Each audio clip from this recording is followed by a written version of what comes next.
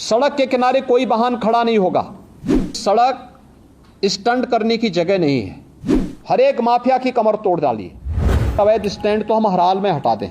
किसी भी सड़क पर, वह हाईवे हो, स्टेट हाईवे हो, एक्सप्रेसवे हो, जिला मार्ग हो, नगरीय चौराहा हो या कोई भी अन्य स्थल हो, अवैध bus stand, taxi stand, 3 wheeler stand, rickshaw stand या कोई भी इस प्रकार की अवैध गतिविधि नहीं चलनी चाहिए। अगले 24 घंटे के अंदर अवैध स्टैंड तो हम हर हाल में हटा दें। माफिया प्रवृत्ति के किसी भी व्यक्ति को किसी भी ठेका पट्टे के साथ मत जुड़ने दीजिए।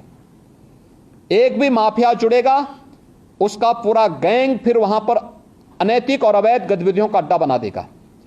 हर एक माफिया की कमर तोड़ डालिए। कोई भी अवैध और अनैतिक गतिविधि उसको मत संचालित करने दीजिए। उसकी आर्थिक स्थिति अगर मजबूत होगी तो आपका जीना हराम कर देगा।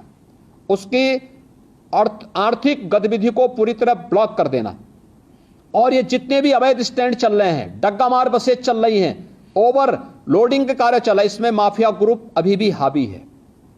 इसको रोकना, हर एक हाल में रोकना। सड़क के किनारे कोई वाहन खड़ा नहीं होगा। कई किलोमीटर तक हम लोग देखते हैं ट्रक्स खड़े हैं हाईवे के किनारे। क्यों खड़े हैं? बहुत बार एक्सीडेंट के कारण भी बनते हैं ये। सड़क के किनारे कोई वाहन खड़ा नहीं होगा। नियमित पेट्रोलिंग करना, उनके लिए पार्किंग का स्पेस उपलब्ध करवाइए, या अन्यथा वो सड़क पर चलते रहें। ढाबा भी अगर पार्किंग के लिए स्पेस नहीं है तो ढाबा को भी, इस प्रकार के अवैध ढाबों को भी आप सड़क के किनारे से हटाएंगे। ओवरलोडिंग को रोकने की कार्रवाई, जहां से ओवरलोडिंग हो रही है उसी केंद्र पर रोकना।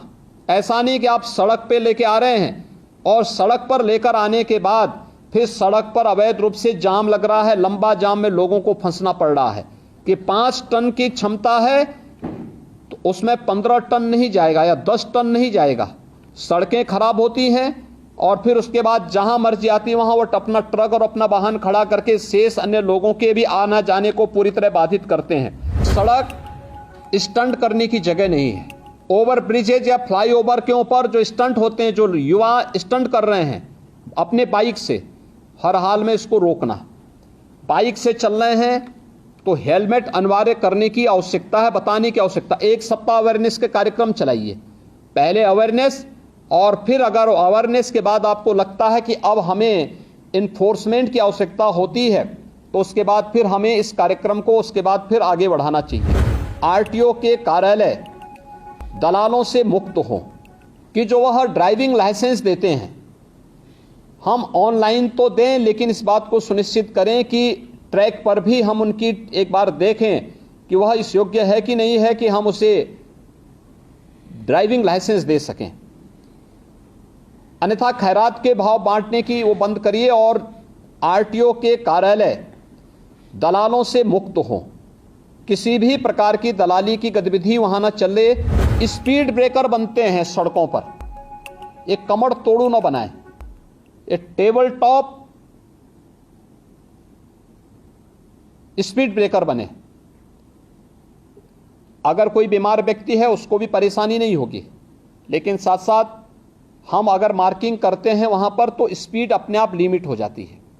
लेकिन जब वह कमर तोड़ू बनाते हैं तो कोई बीमार व्यक्ति जा रहा है उसके लिए बड़ा, या कोई बच्चा है, कोई गर्भवती महिला है, उसके लिए खतरनाक हो सकता है। कहीं भी हमें ये कमर तोड़ू स्पीड ब्रेकर नहीं दिखने चाहिए।